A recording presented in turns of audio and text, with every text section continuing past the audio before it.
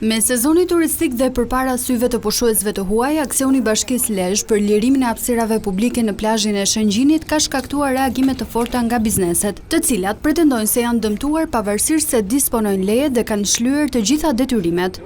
Në bashkëpunim me Policinë e Shtetit, Bashkia Lezhë ndërmori një aksion për lirimin e hapësirave publike gjatë të cilit u sekuestruan 10 shezllong dhe çadra të vendosura në Bregdet. Njëri prej biznesmenëve cilësoi ndërhyrjen të pajustifikuar duke deklaruar se aksioni u zhvillua pas një njoftim paraprak. Tash i thonë këto, vinë në mes të ditës, çojnë pushuesit e huaj, na jemi të lidhur me agjencitë huaj polake, i çojnë nga ato, pasi lloj njoftimi, e kanë kthy, ne s'mund ta kontrollojmë, e kanë kthy në hapësinë publike. Njëherë thotë ka marrë një paloka, tash i thotë është publik. Ne nuk po dim se si me po, për mua është diçka e gabuar. Ai ngriti shqetësimin se ndërhyrje të tilla dëmtojnë imazhin e turizmit dhe penalizojnë subjektet që respektojnë rregullat.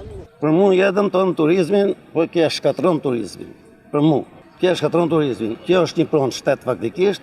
Shteti na ka dhënë, shteti ta mori, po jo kështu pa barazi, se kanë të tjerë që kanë 4 hapësina që nuk i shfrytëzojnë dot.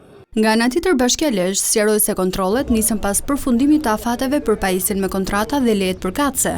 Duke qenë se sot me datë 30 përfundon edhe afati i kontratave që miratohen nga AKB-ja, janë kryer gjitha plan vendosje dhe bashkia tani ka dalë për të verifikuar gjitha hapësirat publike legjitime edhe kontratat e subjekteve që kanë stacione plazhi. Aksioni në fjalë, thon autoritetet lokale, synon garantimin e aksesit të lirë të qytetarëve në Bregdet.